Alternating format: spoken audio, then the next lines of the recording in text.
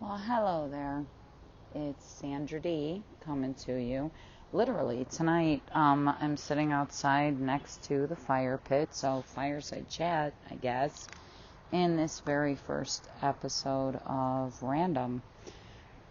I think the point of Random is to just be able to reach out and talk to people about anything and everything and see where it goes, if it goes at all. You never know, right? So here's me. I am just returning back from home. It's second week in June of 2023. What a year, man. The year's half over already. And it seems like it just went flying by. It really does. But it's the weather's gorgeous tonight. And I'm just sitting outside enjoying the fire and staring at the sky, looking at the stars, and forgetting how to speak, obviously, there.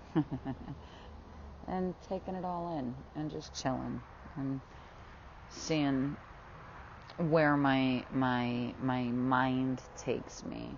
And truly, I'm just looking around, taking in the trees, taking in the stars, taking in nature.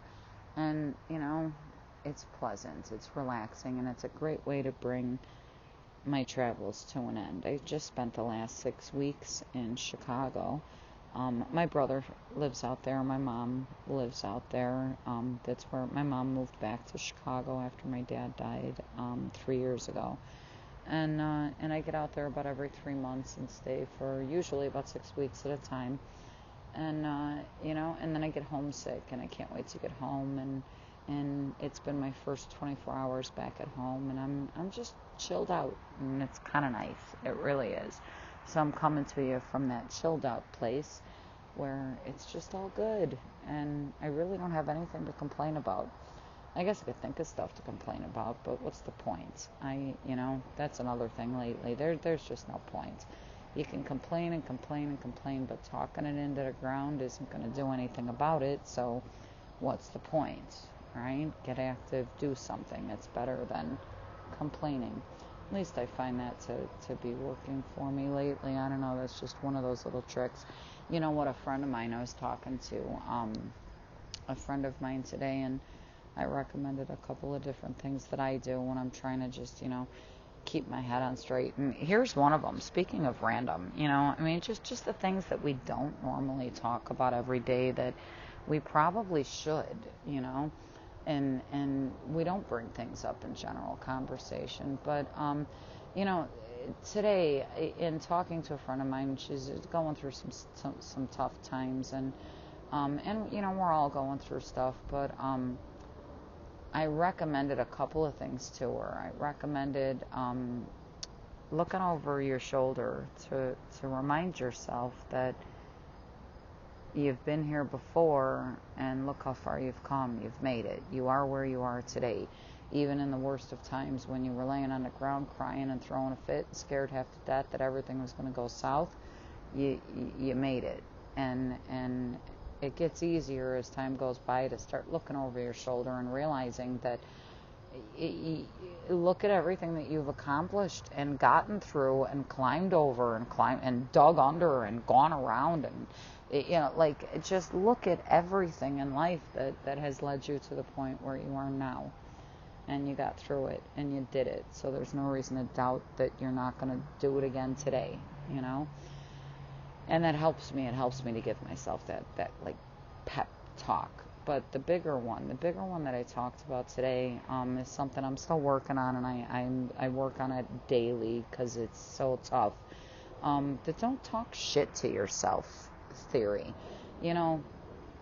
I've read it in a couple of books, and I've seen it presented a number of different ways by self-help people and preachers and just about everybody in between. And the thing is, that voice in your head that let's say you make a mistake and you mess something up, and you're like, oh, why am I so stupid? How could I let that happen? What is wrong with me? That kind of that guilt laying, oh my God, I can't believe I screwed this up. I'm so stupid. I'm such an idiot. That kind of negative self-talk, and I get way worse than that. That's a very gentle way, I guess, of describing it. But yeah, I used to have this really horrible habit of just beating up on myself verbally in my own head. And a lot of people do this. And, so this theory is everybody on this planet deserves one person, one safe place, one place where the person's always got your back. No matter what, the person's never going to talk shit to you. The person's going to lift you up and love you and care about you and remind you of your strengths and your accomplishments. And, if there's things to work on, do that in a way that it's a reasonable conversation, not an attack or negative words to make you feel about yourself. And everybody deserves that. And the thing is, you're never going to find it out in the world. Nobody is capable of that except for, like, yourself. And that's what it comes down to, is that you literally have to be the one person in the world who always has your own back. The one person in the entire world that is never willing to talk crap about yourself. The one person in the world that is your safest place to go to, that is compassionate and kind and understanding when you need it, And if you can't do that, you can hardly expect anybody else to do it. But I'm telling you now, nobody else ever will. We need to all learn how to be that rock of strength for ourselves, and it's tough. It really is. And so as I was telling her, I want to say Joe Vitale, and he did a book. He wrote a book together on Ho'oponopono, and it's fascinating. And I can't recommend anything that Joe Vitale writes enough. But the thing about the Ho'oponopono, and I don't know enough about it to really speak to it completely, but my takeaway from this was the four key statements, and it became habit for me, especially when I tried to become this person that doesn't talk crap to myself, right? Because that is really hard to do. And it's a habit that that we've trained ourselves up to do, and it's a hard one to break. But I found that these four statements: I'm sorry, please forgive me, thank you, and I love you.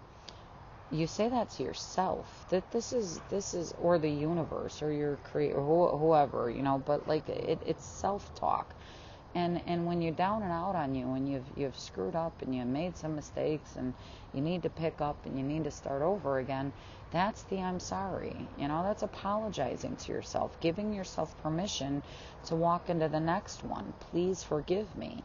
Please forgive yourself. We're so willing to forgive other people for the stuff they do wrong. How often do we sit down and take the time to really cleanse ourselves of that, to kind of wipe your mind clear and drop that guilt and forgive yourself?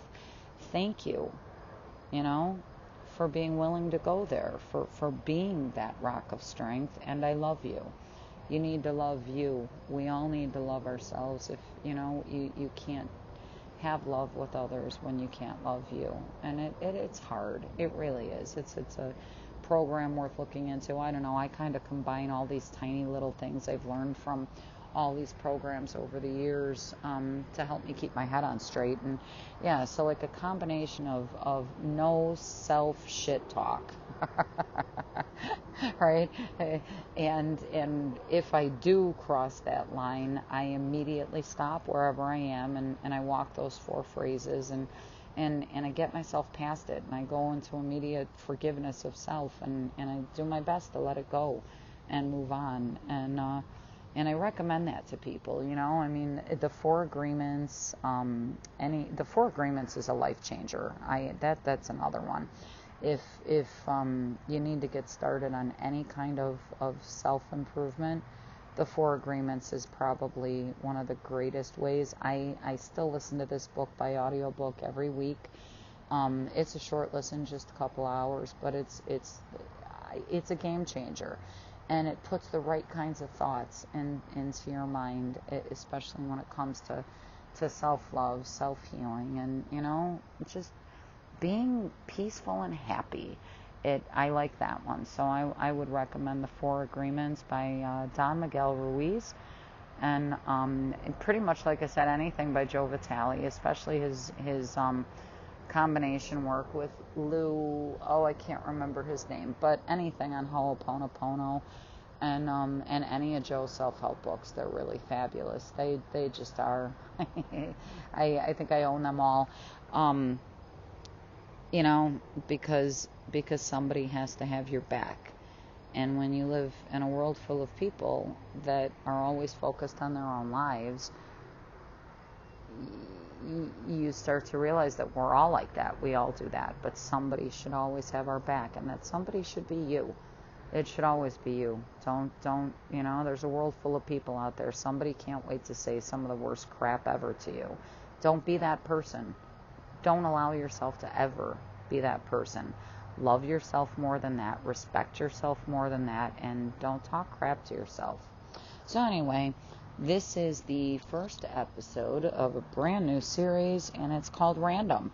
I never really know what I'm going to be talking about, but this is the first one. So we'll see how it goes. And until next week, I'll talk to you later. I wish you the very best. I wish you peace and happiness and kindness and unconditional love to you and the greater world around you. See you later.